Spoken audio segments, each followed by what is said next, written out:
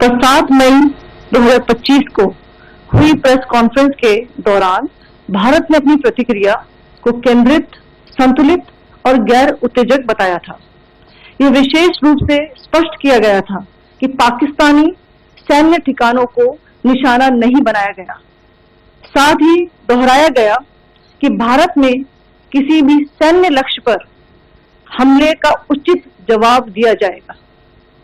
7 से 8 मई 2025 की रात को पाकिस्तान ने उत्तरी और पश्चिमी भारत में स्थित कई सैन्य ठिकानों को, जैसे कि अवंतीपुरा, श्रीनगर, जम्मू, पठानकोट, अमृतसर, कपूरथला, जालंधर, लुधियाना, आदमपुर, भटिंडा, चंडीगढ़, नाल, फलौदी, उत्तरलाई और भुज पर ड्रोन और मिसाइलों से हमला करने का प्रयास किया।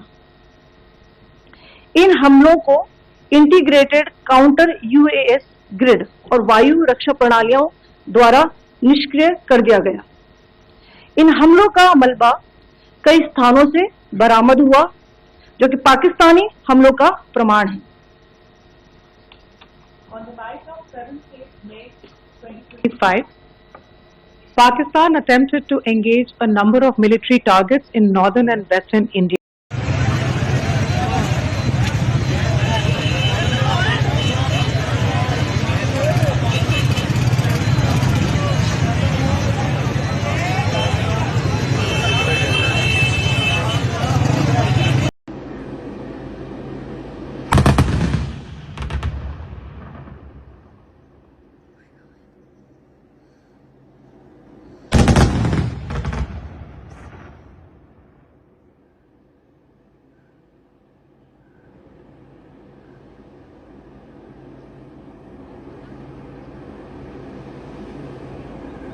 रावलपिंडी के अंदर अंदर आज एक ड्रोन अटैक वो हो चुका है। और ये इस टाइम के ताज़ा तरीन मनाज़र रावलपिंडी की फूड स्ट्रीट के बाहर हम मौजूद हैं। और मैंने जैसे पहले कहा है कि एक बड़ा ही हसास दिन भी हसास है, क्योंकि यहाँ पे आज मैच होना है कराची का और पेशावर का। यहाँ पे आज एक बड़ा इवेंट है हमारा PSL, उसको सबोताज करने के लिए ये वाली हरकत वो मोदी की फाशिस्ट गवर्नमेंट की तरफ से की गई है। मैं यही कहूँगा कि हमारे इदारों को अब वो आगे बढ़कर इसका वो डबल जवाब देना चाहिए। ये इस टाइम की ताज़ा तरीन मनाज़र है। रावलपिंडी एक हसास एरिया है। यहाँ पे वो हम लोग अगर देखें GHQ यहाँ पे है, क्योंकि यहाँ से पूरे पाकिस्तान के अंदर जो सिक्योरिटी सूरत हाल है उसको देखा जाता है। यहाँ पे एस्टेब्लिशमेंट डिवीज़न यहाँ पे है, यहाँ पे वज़ीर दिफा है। और यहाँ पे तो ये चंद कदम ना अगर हम आपको दिखाएं, ये सामने बिल्कुल आपको लाइट्स भी नज़र आ रही होंगी, स्टेडियम की लाइट्स हैं। और उसके साथ ही बिल्कुल वो बिल्कुल साथ ही ड्रोन वो अटैक हुआ है। और यहाँ पे हाई ऑफिशियल्स जैसे हमने पहले आपको वो दिखाया है, फ़ौज की गाड़ियाँ यहाँ पे पहुँचना शुरू हो गई हैं और सिविल सोसाइटी के लोग भी यहाँ पे पहुँचना शुरू हो गए हैं। और ये इस टाइम की ताज़ा तरीन मनाज़र हैं, हम आप लोगों को दिखा रहे हैं रावलपिंडी फूड स्ट्रीट से। अब देखना होगा कि इसके ऊपर क्या वो रद्द अमल वो दिया जाता है। इस टाइम के ताज़ा तरीन मनाज़र हम आप लोगों को दिखा रहे हैं। मेन स्ट्रीम मीडिया से भी हमारे सहाफ़ी दोस्त यहाँ पे पहुँचे हुए हैं और वो इस चीज़ को रिपोर्ट कर रहे हैं। ये इस टाइम के ताज़ा तरीन मनाज़र हैं, इस टाइम के ताज़ा तरीन मनाज़र आप लोगों को दिखा रहे हैं। यहाँ पे एक बहुत ही हसास एरिया है, इतना हसास एरिया है कि यहाँ पे हमारा PSL हो रहा है और उसको सबोताज करने के लिए ये ड्रामा ना। ऑल पार्टी मीटिंग में मैंने कॉम्प्लीमेंट किया हमारी आर्म फोर्सेस को और भारत सरकार को कि उन्होंने एक ऑपरेशन सिंदूर को अंजाम दिया। मैंने अपनी बात में ये कहा कि एक इंटरनेशनल कैंपेन हमको चलाना चाहिए TRF के ख़िलाफ़, और ख़ास तौर से सिक्योरिटी काउंसिल इसको डिजिग्नेट करे और हमको यूनाइटेड स्टेट्स ऑफ अमेरिका को ये बताना है कि वो अपने ही मुल्क में इसको फॉरेन टेररिस्ट ऑर्गेनाइजेशन डिजिग्नेट करे। और क्योंकि आप देखेंगे फरवरी 2025 में हाफिज सईद के बेटे हाफिज अब्दुल रऊफ की एक स्पीच है POK में, जिसमें उसने कहा कि 2025 तमाम साल हम लोग जिहाद करेंगे। तो ये जिहाद का नाम लेकर, ये भारत में गलत नाम लेकर कत्ल करना चाहते हैं, आतंक फैलाना चाहते हैं। तो US को हम रिक्वेस्ट करें, उनको लॉबी करें कि ये TRF को एक फॉरेन टेररिस्ट ऑर्गेनाइजेशन कराए बनाएं, पाकिस्तान को FATF के ग्रे लिस्ट में डाला जाए। यूनाइटेड किंगडम से हमने ट्रेड डील किया है, अब क्या क्या बहुत सी चीज़ें कम हो जाएंगी, टैरिफ कम होगा, तो हम UK गवर्नमेंट से कहें कि वो भी TRF को बैन करें और UK ट्रेजरी पाकिस्तान को सैंक्शन करे। यूनाइटेड स्टेट्स से हम ट्रेड डील करने जा रहे हैं और US प्रेसिडेंट ने कहा कि 0 टैरिफ होगा एग्रीकल्चर पर, तो ये मोर द रीज़न है कि हम US भी इसको कबूल करें। अब कश्मीर में गवर्नमेंट को के पास एक बहुत सुनहरा मौका है, तारीखी मौका है कि वो यकीनन पाकिस्तान को कन्फ्रंट करें, मगर कश्मीरियों को अडॉप्ट करें। आप कश्मीरियों को ख़रीब करें, और ख़ास तौर से मैंने कहा कि जो पूंछ में जो लोगों की मौत हुई, सिविलियन लोगों की, और उरी में जो लोग ज़ख्मी हुए, जिनके घर को नुकसान पहुंचा, गवर्नमेंट उनको टेररिस्ट विक्टिम का ऐलान करे, क्योंकि पाकिस्तान शेलिंग में उनकी मौत हुई है, और सिक्योरिटी रिलेटेड एक्सपेंडिचर के तहत मरने वालों को एक्सग्रेशिया दे और सरकार उनका घर बना के दे। और मैंने कहा कि साउथ कश्मीर में गवर्नमेंट को बहुत एहतियात से काम करने की ज़रूरत है, वहाँ के यूथ को हमको ख़रीब करना है। और जो ऑपरेशन सिंदूर हुआ, उसका मेरी नज़र में सबसे बड़ा इम्पोर्टेंस ये है कि मुरीद के और भावलपुर पर अटैक होना, ये नॉन टेररिस्ट ऑर्गेनाइजेशंस के हेडक्वार्टर्स हैं, ये बहुत अहम जिसको हमको समझने की ज़रूरत है।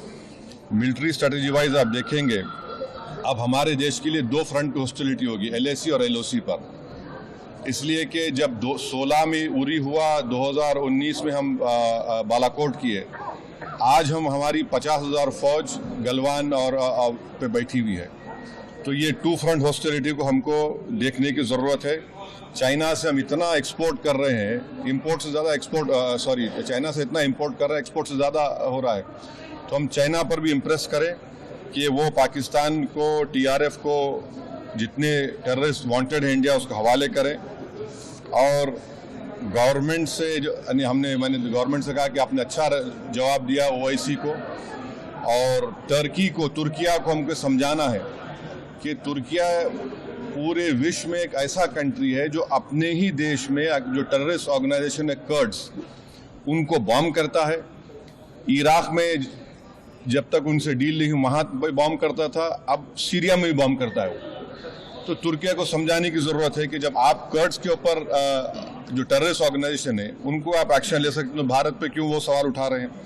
और हमने कहा कि ये आज पाकिस्तान इसको और एस्केलेट ना करे। इस सिलसिले में आज ईरानियन फॉरेन मिनिस्टर दिल्ली में है, सऊदी फॉरेन मिनिस्टर भी दिल्ली में है, और जो देश में मैंने कहा कि जो एक यूफोरिया है, इसको सरकार को देश को और मुत्तहिद करने के लिए और देश को ताकतवर बनाने के लिए इस्तेमाल करना पड़ेगा। और जो लोग मैंने जिक्र किया, हिमांशी, उस बच्ची का जिसने अपने पति को खोया 6 दिन की शादी के बाद, कि किस तरह सोशल मीडिया पर उसके ऊपर रेकेक हमले किए गए। लेकिन हम जितने मीडिया के लोग, हम हाथ जोड़ करके सभी मीडिया बंधुओं से प्रार्थना करना चाहते हैं कि भारत सरकार ने जो गाइडलाइन निकाली है उसका आप लोग जो है पालन करें। हम लोग पूरा साथ दें, आप लोग भी साथ। कई मीडिया चैनलों में हमने देखा है कि हमारी क्या स्ट्रैटेजी है, हमारा कहाँ आर्मी नेवी का डिप्लॉयमेंट है, एयरफोर्स का डिप्लॉयमेंट है, वो दिखाया जा रहा है। ये नहीं दिखाना चाहिए हम लोगों को। जो भारत सरकार केवल व्यूज, कुछ मीडिया है केवल व्यूज पे और स्टूडियो में ही लड़ाई लड़, तो हम तो ये कहेंगे कि भाई बॉम्बे में जो घटना हुई थी, जो टेररिस्ट अटैक हुआ था, लाइव चलाया जा रहा था, अब आया हेलीकॉप्टर, लाइव देख देख करके आतंकवादी जो हैं उस हिसाब से अपना एक्टिविटी बदल रहे थे, तो नुकसान तो देश को हो रहा था। तो इस तरह का काम जो है, क्या स्ट्रैटेजी है, कहाँ डिप्लॉयमेंट है, इस तरह की खबरें जो है नहीं चलानी।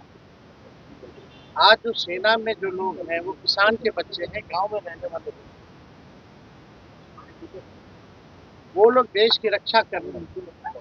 तो कम से कम हम सब लोगों को एक संवेदनशील पत्रकारिता होनी चाहिए और तो आप न्यूज दिखाई, न्यूज दिखाने से कोई नहीं मना किया, लेकिन व्यूज के आड़ में ऐसी चीजें ना दिखाएं जिससे हम लोगों को नुकसान। संवेदनशील पत्रकारिता आप बनी, कोई दिक्कत नहीं है। और हम सब लोग चाहते हैं कि जल्द से जल्द जो है इस चीजों का, आतंकवाद का जो है सफाया है